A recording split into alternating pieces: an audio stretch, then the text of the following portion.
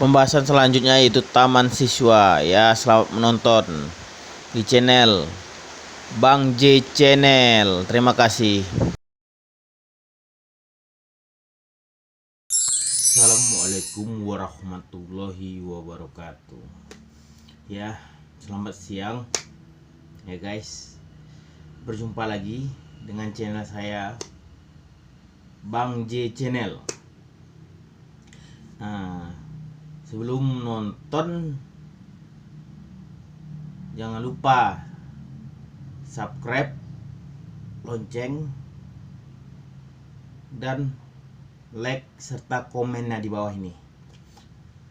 Nah, kalau ada mau beri kritik atau saran, masukin aja di komen ya, komentar. Ya, mungkin kemarin kita membahas tentang Partai Komunis Indonesia.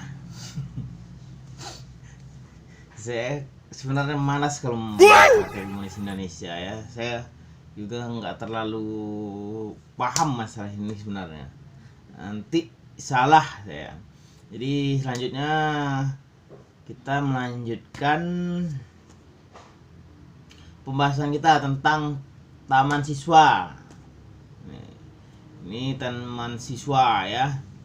Taman Siswa ini suatu organisasi dulunya nih. Kalau kita sekarang mungkin sering mendengar nama-nama ibaratnya sekarang kita mendengar nama-nama instansi pendidikan. Ya, kalau dengar Taman Siswa pasti kalian mengingat instansi pendidikan ya. Tapi ini bukan, ini yang kita jelas. Tapi instansi pendidikan tuh ya dari Taman Siswa ini berdirinya awal mulanya. Tapi kita sejarah singkatnya organisasi Taman Siswa ini ya. Nah ya, organisasi Taman Siswa ini berdiri pada tanggal 3 Juli. Nah, pada tanggal 3 Juli tahun 1922 nih. Di daerah Jogja sana ya. Daerah Jogja sana di Pulau Jawa, bukan daerah Sumatera ya. Itu berdiri di daerah Jogja di Pulau Jawa. Tokoh pendirinya waktu itu yaitu Suwardi Suryaningrat. Kalau mungkin kalian tahu tiga serangkai, pasti tahu ini. Kalau pernah baca tentang tiga serangkai ya, termasuk Dewes Dekker, pasti tahu siapa Ki Haji Suwardi Suryaningrat atau Ki Hajar Dewantoro. Nah, dia adalah juga tokoh di Indit Spartit yang sudah pulang dari pembuangan dari Belanda waktu itu. Kan dia waktu itu dibuang. Pertama mau dibuang Indonesia, tapi dia minta dibuang di Belanda ya. Selanjutnya Taman Siswa ini adalah organisasi pergerakan nasional ini. Kalau kita lihat banyak organisasi. Kemarin saya juga udah jelaskan yang pertama organisasi yaitu organisasi Butomo. Selanjutnya saya jelaskan Partit. Selanjutnya ada juga saya jelaskan tentang Serikat Islam di sana. Tapi ini organisasi pergerakan yang bernama Taman Siswa ini. Yang mana Taman Siswa ini bergerak di dalam bidang pendidikan. Nah, pergerakannya dalam bidang pendidikan. Maka dia banyak membuat sekolah maupun perguruan tinggi ya. Kalau Taman Siswa pasti kita tidak asing, instansi pendidik. Nah, atau instansi pendidikan kalau mendengar nama Taman Siswa ya. Nah, selanjutnya kalau kita mendengar nama Taman Siswa ini instansi pendidikan ya. Dia tujuan tadi untuk dengan tujuan itu memajukan pendidikan ya di zaman pergerakan dulu, di zaman kolonial dulu, dan mewujudkan masyarakat yang tata tentrem, tertib, damai, atau mengembangkan edukasi kebudayaannya yang merupakan senjata ampuh dalam menghadapi dominasi ampuh pemerintah kolonial di zaman itu, kolonial Belanda nih. Nah, yang mana waktu itu kita masih nama kita masih Hindia Belanda, belum Indonesia ya. Nah, sekolah taman siswa ini dijadikan sebagai alat. Dia ibaratnya kalau kita ingin memotong itu pisaunya sebagai alat dia. Nah, di sini dijadikan sebagai alat. Kalau kita lihat dijadikan sebagai alat untuk menyampaikan paham. Yang mana kalau di zaman dulu kita harus memberikan atau menumbuhkan paham ideologi. Nah, yaitu nasionalisme kebudayaan, nasionalisme cinta tanah air, agar kita bisa bersatu dalam memperjuangkan kemerdekaan Indonesia. Tapi taman siswa ini bergerak di dalam bidang pendidikan. Kalau kita lihat lagi selanjutnya, menyampaikan perkembangan politik dan juga digunakan untuk mendidik calon-calon pemimpin di sana. Dia menyampaikan juga perkembangan politik serta juga mendidik atau istilahnya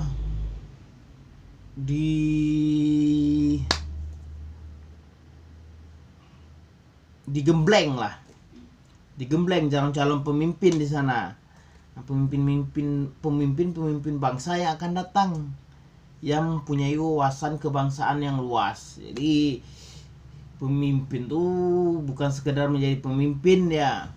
Pemimpin tuh harus menjadi pemimpin yang memiliki wawasan, pengetahuan di sana ya. Nah, selanjutnya kalau kita lihat dalam hal ini sekolah merupakan alat yang meninggikan derajat rakyat melalui pengajaran. Sekolah nih di zaman itu menjadi ibarat peninggi derajat rakyat di zaman itu.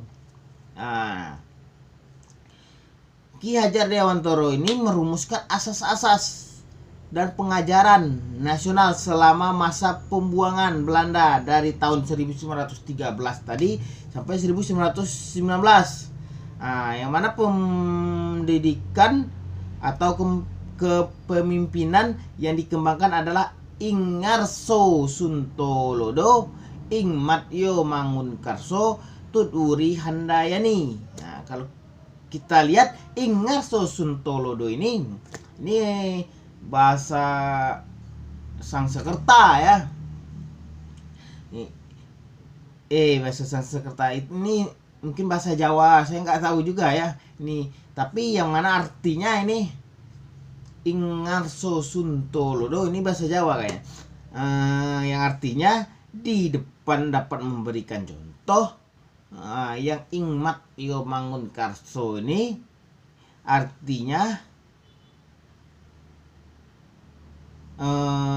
di tengah dapat mendorong dan bekerja sama.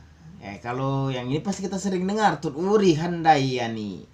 Tuturi Handayani mendorong, di belakang dapat mendorong untuk maju ke depan, itu tujuan. Maka di setiap instansi pendidikan maupun dari sekolah menengah dasar, sekolah dasar, sekolah menengah itu ada Tuturi Handayani, pasti itu semboyan istilahnya. Dan kalau kita lihat sekolah-sekolah yang didirikan oleh taman siswa ini yaitu Taman Idraja, Taman Muda, Taman Dewasa, Taman Madya, Taman Guru, serta Prasarjana dan Sarjana Wiyata. Yang mana kalau kita lihat perkembangannya di sini, perkembangannya taman siswa ini sangat pesat. Karena sifat taman siswa ini merakyat ya. Tidak ada perbedaan. Ini merakyat, tidak ada kasta di sini. Tidak ada juga sistem perbedaan. Kalau zaman kolonial, bangsa timur asing, bangsa pribumi, bangsa barat, enggak ada di sini perbedaan. Merakyat ya. Menyebabkan pemerintah kolonial Belanda waktu itu agak khawatir lah. Merakyat, pasti ada dukungan dari rakyat kan. Kalau kita lihat pasti ada dukungan itu dari rakyat. Pasti dia takut dong. Kalau kita lihat takut ya.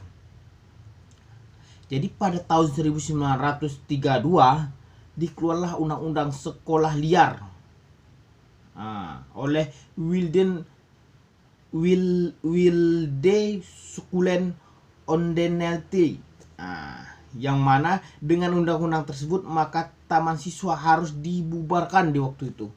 Pokoknya nggak boleh ada taman siswa nih, sekolah liar tuh. Menurut pemerintah takut ya, soalnya di zaman kolonial tuh pendidikan jadi susah didapat. Beda di kalau kita lihat seperti negara-negara jajahan Inggris, dia maju karena negara-negara jajahan Inggris tidak pernah Inggris melarang para rakyat di negara jajahan untuk menempuh pendidikan. Tapi kalau negara jajahan Belanda seperti kita, dia ada perbatasan. Oh, yang boleh sekolah hanya orang kaya, hanya orang kaum bangsawan. Jadi para pribumi dia tetap di bawah. Yang di atas hanya para bangsawan atau timur asing bisa, karena dia ada tingkatan pribumi di bawah. Timur asingnya tuh orang-orang Arab, orang Cina ya. Selanjutnya sehingga pada tahun 32 itu dikeluarkan, tidak boleh lagi ya, dibubarkanlah sama siswa ini. Dan berdirilah sekolah waktu itu. Sekolah ini didirikan oleh pemerintah kolonial.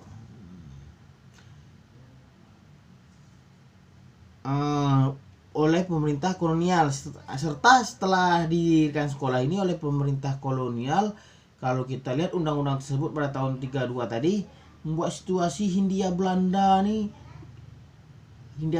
atau di zaman itu Hindia Belanda atau sekarang yang kita kenal dengan nama Negara Kesatuan Republik Indonesia tidak kondusif. Jadi taman siswa ini dijanjikan terus berkiprah di bidangnya, dan perguruan atau organisasi ini hingga sekarang masih eksis. Kalau kita lihat masih eksis. Dari sekolah dasar ya, sekolah dasar taman siswa dia punya. Siap tuh taman kanak-kanak, taman siswa juga punya. Serta sekolah menengah pertama, taman siswa juga punya. Serta kalau kita lihat sekolah menengah atas serta sekolah menengah kejuruan, taman siswa juga punya. Yang sekarang masih eksis setelah meneruskan perjuangan pendirinya.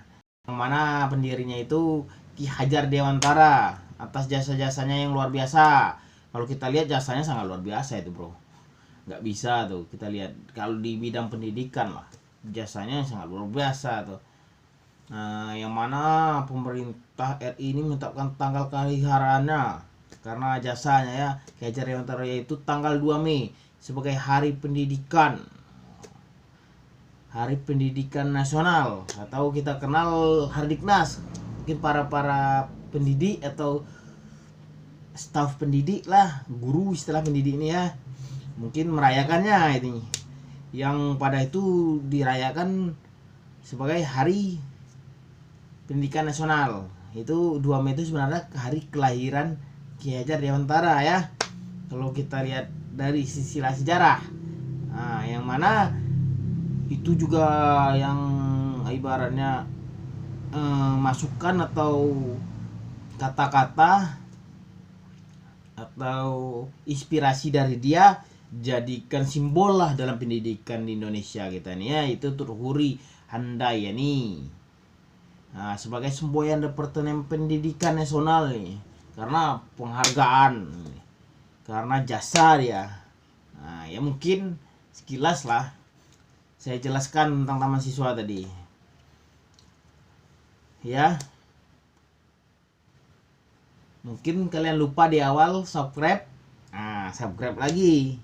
Kalau lupa tanda loncengnya jangan lupa ikuti terus, biar kalian mendapat pengetahuan ilmu inspiratif dan edukatif. Selanjutnya jangan lupa komentarnya ya. Sekian, terima kasih. Selamat siang. Assalamualaikum warahmatullahi wabarakatuh. Semangat. Tonton terus dan ikuti terus channel saya ya guys. Sekian, terima kasih.